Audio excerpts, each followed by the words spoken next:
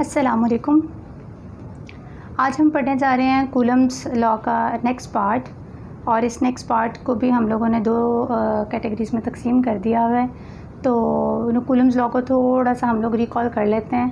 Coulomb's law में हम लोगों ने ये पढ़ा था कि जो दो चार्जेस हैं, जो दो पॉइंट चार्जेस हैं, उनके दरमियान में लगने वाली जो फोर्स है वो उन चार्जेस के मैग्नीट्यूड के प्रोडक्ट के जो है ना वो डायरेक्टली प्रोपोर्शनल होती है और इन्वर्सली प्रोपोर्शनल होती है to the square of the distance between them. ठीक है। इसके बाद हम लोगों ने एप्सिलॉन नॉट को पढ़ा था, फिर इसके बाद हम लोगों ने के की वैल्यू को पढ़ा था, के का फार्मूला निकाला था, फिर हम लोगों ने वेक्टर फॉर्म में जो है कूलम्स लॉ को लिखा था। इसके अलावा मैंने आपको वहाँ पर एक बात बताई थी कि Coulomb's law is applicable only and only on point charges.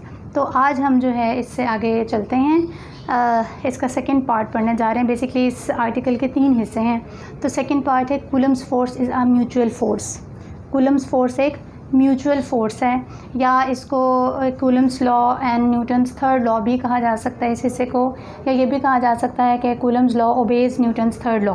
तो हम लोग इसको डिस्कस कर लेते हैं। तो इसको शुरू करने से पहले हम एक डायग्राम पे गौर करते हैं। We have two charges Q1 and Q2 and both having the same polarity. R is the distance between these two charges. अब कूलम्स फोर्स के तहत ये Q1 इस Q2 पर फोर्स लगाएगा और ये जो Q2 है ये इस Q1 पर फोर्स लगाएगा। अब चूंकि ये दोनों की पोलैरिटी सेम है तो ये दोनों चार्जेस एक दूसरे को दफ़ा करेंगे, एक दूसरे को रिपेल करने की कोशिश करेंगे। तो ये जो Q1 है ये जब इस Q2 को धक्का लगाएगा तो ये ऑफ कोर्स Q2 को इस जानिब को धक्का लगाएगा। तो इस जानिब के लिए हमने फोर्स का जो वेक्टर है वो इसी तरफ को बनाया है, दैट इज़ F21। F21 का मतलब है कि ये वो फोर्स है जो Q2 पर लगी है और किसने लगाई है, Q1 ने लगाई है, इसीलिए हम इसको F21 के वेक्टर से शो करेंगे। सिमिलरली ये जो Q2 है ये भी इस Q1 पर उतनी ही फोर्स लगाएगा बट इन ऑपोजिट डायरेक्शन। अच्छा, ये याद रखिएगा कि ये दो चार्जेस जो हैं हैविंग द सेम मैग्नीट्यूड हैं। यहाँ पर इस Q2 ने जब इस Q1 पर फोर्स लगाई है तो दिस इज़ F12। F12 का मतलब है force on Q1 bye Q2। अब चूंकि जो फोर्स है ये वेक्टर होती है तो वेक्टर के लिए हमें डायरेक्शन देखनी पड़ती है और डायरेक्शन के लिए हम लोग यूनिट वेक्टर का सहारा लेते हैं। और जैसा कि मैंने पिछले आर्टिकल में बताया था कि हम R यूनिट वेक्टर को जो है फॉर डायरेक्शन इस्तेमाल करेंगे। तो यहाँ हम लोगों ने F21 की डायरेक्शन के लिए एक यूनिट वेक्टर ड्रॉ किया हुआ है, दैट इज़ R21 हैट, और F12 की डायरेक्शन के लिए हमने यूज़ किया हुआ है R12 हैट। तो F12 क्या है, force on Q1 bye Q2। F21 वो फोर्स है जो Q2 पर लगी है, Q1 ने लगाई है।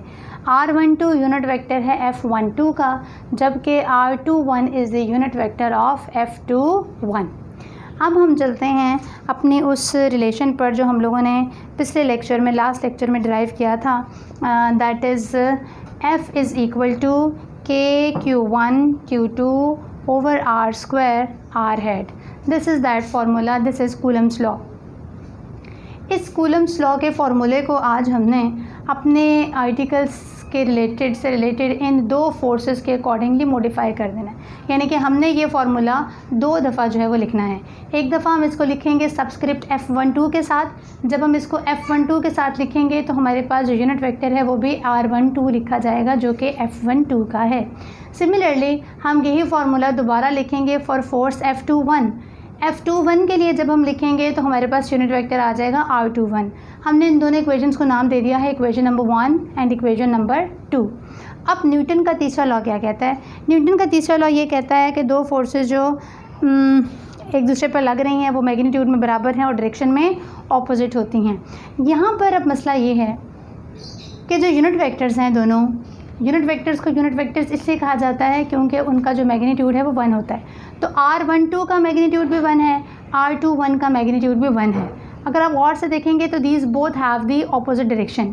इस हिसाब से हम इन पर न्यूटन का तीसरा लॉ लागू कर सकते हैं, लगा सकते हैं, like R12 is equal to minus of R21, because magnitude दोनों का 1 है और डायरेक्शन दोनों की एक दूसरे से ऑपोजिट है। अब इन दोनों ये जो रिलेशन है ये हम उठाकर इक्वेशन नंबर 1 में पुट कर देंगे। आप इसको एक और तरीके से भी कर सकते हैं कि ये माइनस आप इसके साथ लगा लें R12 के साथ, और आप इसको उठाकर इक्वेशन नंबर 2 में पुट कर दें। It is up to you. तो हम ये करते हैं कि इसको उठाकर इक्वेशन नंबर 1 में डालने जा रहे हैं। तो equation number 1 will become F12 is equal to K Q1 Q2 over R²। साथ में R12 की जगह हम लोगों ने उठाकर डालना है माइनस ऑफ R21 को, जो कि मैंने यहाँ पर लिख दिया है। अब ये जो माइनस है इसको थोड़ा सा हम लोग ज़रा बाहर करते हैं और पूरी बाकी टर्म को पैरेंथेसिस के अंदर लिख देते हैं। तो this is K Q1 Q2 over R² R21 had. अगर अब थोड़ा सा बच्चे गौर करें तो ये जो ब्रैकेट्स में टर्म है ये और इक्वेशन नंबर 2 बिल्कुल एक जैसी हैं। तो इसका मतलब है कि ब्रैकेट वाली टर्म F21 के बराबर है। सो हम लिख देंगे F12 is equal to minus of F21, जो कि हमारा न्यूटन का तीसरा लॉ ही है, जो कि ये कहता है कि जो दोनों फोर्सेस हैं जो Q1 और Q2 पर लग रही हैं वो दोनों आपस में मैग्नीट्यूड में बराबर हैं बट डायरेक्शन में ऑपोजिट हैं। इसको हम लोग कूलम्स फोर्स का म्यूचुअल फोर्स होना भी कहते हैं। इसको हम कूलम्स लॉ का न्यूटन के तीसरे लॉ को ओबे करना भी कहते हैं। ठीक है, अब आ जाते हैं हम इस आर्टिकल के तीसरे पार्ट पर, that is medium dependence.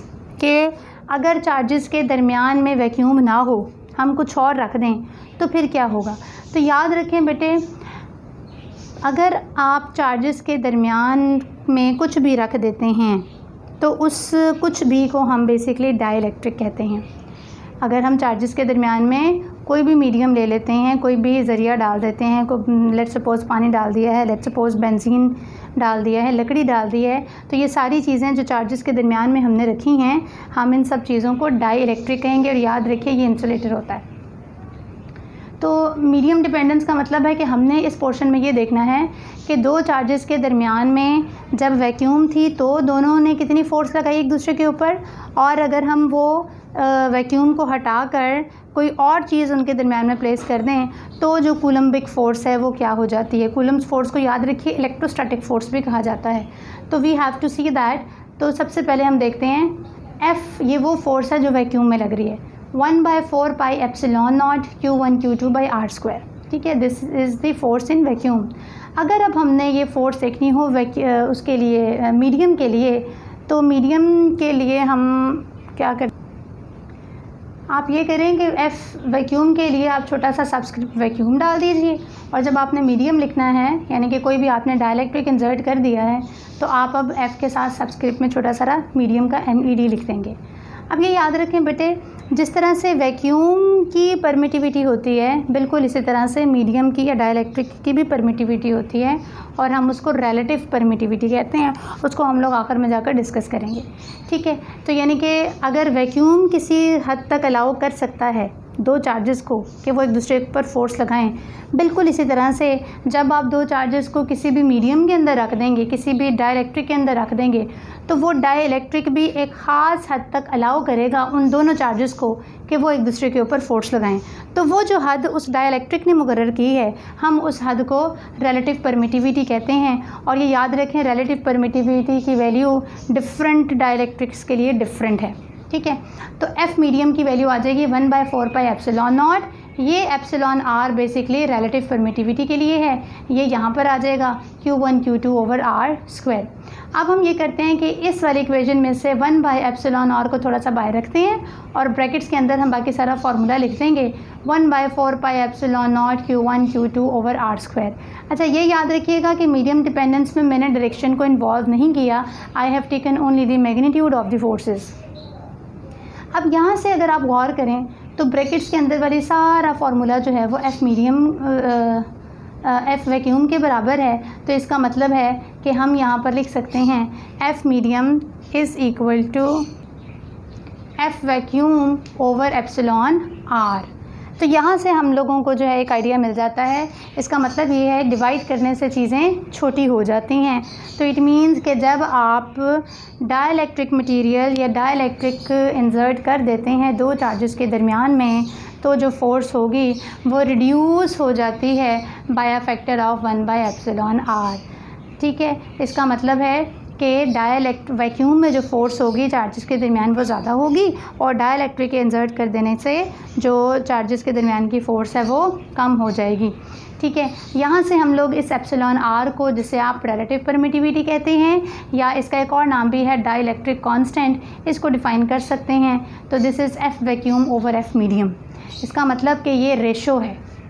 Ratio का मतलब ये डिवीज़न है एक जैसी चीज़ों की। कौन कौन सी? दोनों में फोर्सेस हैं, ऊपर भी फोर्स है नीचे भी फोर्स है, बट ऊपर जो फोर्स है that is the force when the medium is vacuum, और नीचे वाली फोर्स तब है जब दोनों चार्जेस के दरमियान में मीडियम इंसर्ट हुआ हुआ है। तो इन दोनों की जो रेशो है that is called dielectric constant या रिलेटिव परमिटिविटी। अब ऊपर वाले का भी बेटे यूनिट न्यूटन है, नीचे भी यूनिट न्यूटन है, न्यूटन न्यूटन से कैंसिल हो जाएगा तो you will get unit less quantity. So hence relative permittivity या डाइलेक्ट्रिक कांस्टेंट जो है वो एक यूनिट लेस क्वांटिटी है, इसकी कोई डायमेंशन नहीं होती, इसका कोई यूनिट नहीं होता। So this was all about Coulomb's law. Coulomb's law की फिर एप्लीकेशंस भी जो हैं इंशाल्लाह हम लोग डिस्कस करेंगे नेक्स्ट आर्टिकल्स में। Hope you understand the article.